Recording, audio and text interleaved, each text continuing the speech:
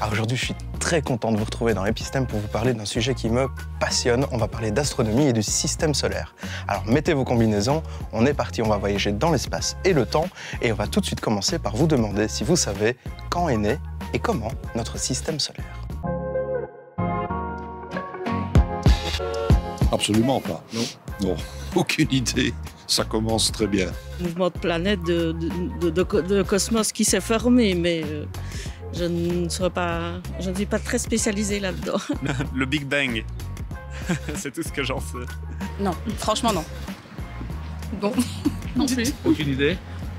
Je pense que c'était là avant la Terre. Ah, la suite du Big Bang, c'est tout ce que je sais. Pour moi, c'est une grande explosion et tout s'est propulsé dans l'atmosphère, je vais dire, et puis tout s'est rassemblé pour former les planètes. En fait, ce sont des débris, je suppose. Bon alors vous avez toutes les infos, mais un peu dans le désordre, donc on va remettre de l'ordre dans tout ça. Le Big Bang d'abord, c'est le début de l'univers. Et le Big Bang, il est apparu il y a 14 milliards d'années. C'est en quelque sorte en effet une grosse explosion, mais à l'époque il n'y a pas d'étoiles. C'est donc le début de la matière, le début de l'univers. Et il faut attendre 10 milliards d'années pour que commence à se former notre système solaire. Et donc le système solaire a entre 4,5 et 5 milliards d'années. Le Soleil en est d'ailleurs à la moitié de sa vie. Alors comment ça s'est passé? Eh bien au début du système solaire, il y a une grosse nébuleuse protoplanétaire. Qu'est-ce que ça veut dire tout ça? C'est une grosse boule de gaz en fait, qui va au fur et à mesure s'accréter en son centre via la force de gravité. C'est un peu, si vous voulez une image, comme une boule de neige qui dévale une pente, qui devient de plus en plus grosse. Eh bien le Soleil, c'est du gaz qui s'est assemblé pour devenir de plus en plus gros. Et puis, sur certaines orbites, à certains endroits particuliers du système solaire, du gaz et de la roche s'est aussi assemblé pour former, eh bien, nos planètes. Et tout ça, cette phase d'accrétion primordiale dure environ 100 000 ans. Je vous ai parlé de 14 milliards d'années et de 5 milliards d'années pour l'âge du système solaire. C'est donc un phénomène qui est très rapide à l'échelle de l'univers. Et puis comment est-ce qu'on sait tout ça? Eh bien parce qu'on l'observe ailleurs dans l'univers. Si vous regardez sur ces images, vous voyez des pouponnières d'étoiles, c'est-à-dire des zones de gaz qui sont en train de s'accréter pour former eh bien, des étoiles et des systèmes solaires ailleurs dans l'univers. Du coup, la question se pose, et je vais vous la poser, notre Soleil, est-ce qu'il est vraiment si unique que ça? Oui, il y en a qu'un, je pense. Oui, il y en a qu'un. Oui, il y en a qu'un, oui. Ouais. Pareil, je pense qu'il y en a qu'un. Oui, à mon avis, oui, dans son genre, oui, je pense. Ah, je pense. J'en suis pas sûr. Non. C'est notre système solaire, mais il y en a d'autres. Mais il n'y a qu'un Soleil, je dirais. Oui, enfin, je suppose, oui. Ben, le soleil il tourne autour de la Terre, donc quand chez nous il fait nuit, ben, c'est dans un autre pays que le soleil il est. Bon alors madame, déjà, je vais commencer par vous corriger si vous le permettez. C'est pas le Soleil qui tourne autour de la Terre, c'est l'inverse. C'est la Terre qui tourne autour du Soleil, tout comme les autres planètes d'ailleurs. Et ça on le sait depuis quelques centaines, voire quelques milliers d'années. Il faut réviser un petit peu vos cours. Mais revenons à notre Soleil. Si vous avez raison, monsieur, de dire qu'il est unique pour notre Terre, c'est vrai, c'est notre source de chaleur, de lumière, et sans notre Soleil, eh bien, rien ne peut exister sur Terre. On vient de la même nébuleuse planétaire, du même nuage de gaz que le Soleil, et c'est lui qui nous apporte notre énergie, je l'ai dit, notre chaleur, et tout ce qui se passe sur Terre est possible grâce au Soleil. Et le Soleil, c'est aussi une étoile, et une étoile un peu banale, qu'on appelle une naine jaune. C'est donc une étoile plutôt petite, qui n'émet pas beaucoup de lumière. On en a répertorié des centaines de millions, voire des milliards, qui ressemblent au Soleil. À l'échelle du système solaire, par contre, notre Soleil est très important. Il contient à lui seul 99,86% de la masse de notre système solaire.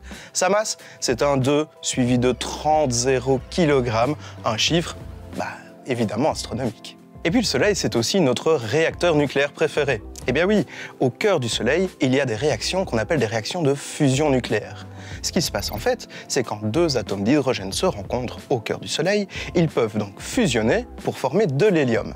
Et ça dégage une grande quantité d'énergie dont une toute petite fraction arrive jusqu'à la Terre et suffit à couvrir tous nos besoins. Et on pense que le Soleil a suffisamment d'hydrogène pour fonctionner encore pendant 4,5 à 5 milliards d'années. Après, qu'est-ce qui va se passer? Eh bien, il va commencer à gonfler pour devenir ce qu'on appelle une géante rouge. Et là, ça va être plutôt dangereux pour nous. Pourquoi? Parce que le Soleil va gonfler jusqu'à englober complètement la Terre. Puis, quelques centaines, voire quelques millions d'années plus tard, il va se dégonfler comme une baudruche et devenir ce qu'on appelle une naine blanche. C'est une toute petite étoile qui n'émet plus beaucoup de lumière.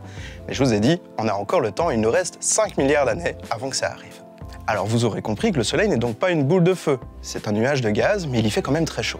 À la surface, 5500 degrés. Et puis comme la température varie où on se situe sur le Soleil, eh bien en son centre, au centre du réacteur nucléaire dont je vous parlais, il y fait 15 millions de degrés. Préparez votre crème, ça tape. Et puis pour sa taille, c'est toujours difficile de donner des tailles en astronomie parce qu'elles sont tellement grandes qu'on ne se rend pas bien compte. Mais si le Soleil avait la taille d'un globule blanc, notre système solaire aurait la taille de l'Europe tout entière. Et du coup, vous savez ce qu'il y a, à part le Soleil évidemment, dans notre système solaire? Neptune, Saturne, Mars, je les connais pas toutes. Mercure, je pense. Vénus, Jupiter, Mars, Saturne. Pluton. C'est la plus petite, ça, non? Oui. Non, c'est la plus loin, je crois. Bah, la Terre, la Lune, c'est une planète aussi, je crois. On les a toutes. Non. Ben, la Terre, la Lune, le Soleil, Jupiter, Mars, Pluton. Pluton, Mars, Neptune, Mercure, Saturne, la Lune. Je ne sais pas si c'est considéré comme une planète ou plutôt un satellite. Alors dans l'ordre, Mercure, Vénus, la Terre, Mars, Jupiter, Saturne, Uranus et Neptune. On parlera de Pluton plus tard. Si vous avez du mal à retenir l'ordre des planètes, je vous donne un petit moyen mnémotechnique. Me voilà toute mignonne, je suis une nymphe. Et monsieur, vous citiez la Lune, et bien ça n'est pas une planète, c'est en effet, vous l'avez dit vous-même, un satellite. Et la plupart des planètes de notre système solaire ont des satellites. C'est le cas donc de la Terre avec la Lune, de Mars, de Jupiter, Saturne, etc. Vénus et Mercure, eux, n'ont pas de satellite. Et le terme de planète nous vient du grec planétès qui signifie vagabond. C'est donc un terme bien précis qui décrit ces objets qu'on peut observer la nuit, qui ressemblent à des étoiles, mais qui ne se déplacent pas comme elles et qui semblent errer dans le ciel. Et puis toutes les planètes elles ne sont pas constituées de la même chose. Il y a les planètes intérieures, qu'on appelle aussi les planètes telluriques, c'est Mercure, Vénus, la Terre et Mars, et elles sont constituées principalement de roches et de minéraux. Et puis les planètes extérieures, ce sont les géantes gazeuses, c'est donc, je le répète, Jupiter, Saturne, Uranus et Neptune, et vous aurez compris qu'elles sont constituées de gaz. Il n'y a donc pas de sol sur ces 4 planètes. Alors vous avez cité Pluton, et puis il y a un débat pour savoir si Pluton est une planète ou pas. Et je vais vous demander un peu plus de détails. Pluton, une planète ou pas? Je pense, mais je n'en suis pas certain, non. Non, je ne pense pas. Ah oui, je sais qu'il y a eu un débat. C'est une des plus petites en tout cas. Quand elle était une planète, là aujourd'hui, je ne saurais pas dire si c'en est toujours une ou pas. Non, je crois qu'elle a été déclassifiée. Elle l'était, mais elle ne l'est plus, je pense. On pense que oui. Ça fait partie des planètes. Je sais pas, moi je regarde Sailor Moon. Je sais pas. donc, Ah oui, plutôt, oui, c'est la plus petite, c'est ça que je dis, c'est différent. Mais je ne sais plus, ça remonte à loin, j'ai 30 ans. Je suis sortie d'école avant. Il n'y a pas dernier après eux. C'est pas pareil. Bon, madame, c'est noté. On posera la même question dans Epic Kids à des élèves qui sont toujours à l'école et on va voir s'ils ont une meilleure mémoire que vous. Et donc ça signifie pour Pluton qu'elle répond à 2 de ses critères, à savoir elle est sphérique et elle tourne autour du Soleil, mais elle n'a pas tout à fait nettoyé son orbite. Et puis on a découvert d'autres planètes qu'on appelle maintenant les planètes naines, et ce sont Cérès, Eris, Makemake et Oméa. Alors, on découvre encore de nos jours des planètes, et ça fait penser à certains qu'il existerait une planète cachée quelque part dans notre système solaire. Vous y croyez, vous?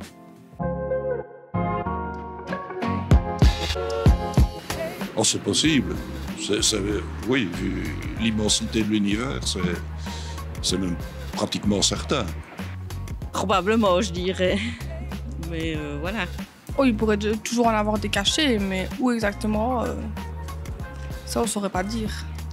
Pour moi, non. À mon avis, Il y en a non. encore plein. Nenni, pourquoi? Du coup, il y en a... Il y en a encore plein à découvrir. Hein. Ils ont déjà trouvé la Terre 2, soi-disant. Il y en a encore... L'univers est immense, donc... Eh bien oui, c'est vrai. Le système solaire, je vous l'ai dit, c'est très grand et on ne sait pas tout sur le système solaire. Mais on sait quand même beaucoup de choses et on observe beaucoup d'éléments qui en font partie. Et basé sur ces observations, des astronomes ont proposé l'existence d'une planète qui serait située 20 fois plus loin du Soleil que la planète Neptune et qui serait donc quasiment invisible pour nous et qui expliquerait des perturbations dans des objets situés plus loin que Pluton. Et puis cette planète qu'on a appelée la planète 9, planète 9 en anglais, eh bien elle est très mystérieuse parce qu'on l'a prédit mathématiquement mais on l'a toujours pas observée. Et certains astrophysiciens proposent même qu'il pourrait s'agir d'un trou noir primordial de la taille d'une balle de tennis qui aurait été capturé il y a quelques milliards d'années par notre système solaire. C'est une hypothèse tout à fait rigoureuse qui expliquerait les observations, mais on n'a pas encore fait l'observation qui vient la prouver. Et c'est pas la première fois qu'on découvre une planète sur base de mathématiques. Ça a été le cas pour Le Verrier au XIXe siècle, et je vais vous raconter son histoire. Au mois d'août 1846, et le mathématicien français Urbain Le Verrier, après 2 ans de calcul, prédit l'existence d'une planète mystérieuse et envoie ses résultats à Berlin. Un mois seulement après, 2 astronomes allemands, de Berlin donc, découvrent Neptune. Et tout ça basé sur des irrégularités dans l'orbite d'Uranus. C'est une magnifique démonstration de la force de calcul dont sont capables les astrophysiciens.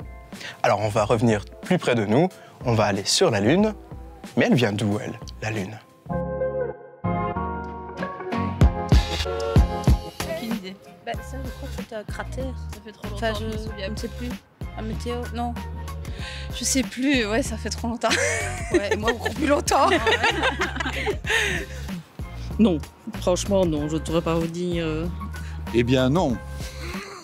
Comment est-elle née? Ben non, aucune idée. Non, du tout, là, aucune idée. Vraiment aucune idée. Eh bien, il y a plein d'hypothèses pour expliquer l'existence de la Lune parce qu'elle est très particulière. Les autres planètes qui ont des satellites naturels, des lunes donc, ont en général une taille beaucoup plus grande que leur Lune. Ce qui n'est pas tout à fait le cas de la Terre. On a donc une Lune qui est particulièrement grande par rapport à la taille de notre planète. Et l'hypothèse la plus probable, qu'on a actuellement sur le marché si je puis dire, eh bien c'est qu'au début du système solaire, au début de l'existence de la Terre, un objet de la taille de Mars, c'est-à-dire de la taille d'une planète à peu près 2 fois plus petite que la Terre, s'est écrasé contre la Terre et des débris eh bien, de la Terre et de cet objet serait née la Lune. Alors j'espère que tout ça vous donne envie le soir eh bien, d'observer la Lune et les étoiles. Et d'ailleurs, à votre avis, combien d'étoiles peut-on observer eh bien, par exemple ce soir dans notre ciel?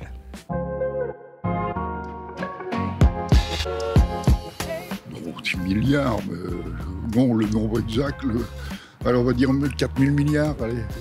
Oh oui, il y en a beaucoup, mais je ne saurais pas vous dire combien. Il y en a des milliards. Mais vous dire un nombre. Il y en a beaucoup, je sais pas. Non, Un chiffre comme ça. aucune idée de la quantité, non. 1 million. Plus que ça, c'est tu. Je sais pas. C'est vrai qu'il va te dire 2. Trop. Il y en a Trop beaucoup. Trop. Non, trop non, mais il faut ce qu'il faut, quoi. Combien d'étoiles? Non, mais énormément. J'irais des millions. Alors on prend un peu de perspective et on sort de notre système solaire pour s'intéresser à notre Voie lactée, à notre galaxie. On estime dans la galaxie qu'il y a environ 100 milliards d'étoiles, plus ou moins comme notre Soleil, peut-être chacune d'ailleurs avec un système solaire. Et puis, on a observé qu'il y avait environ 100 milliards de galaxies dans l'univers.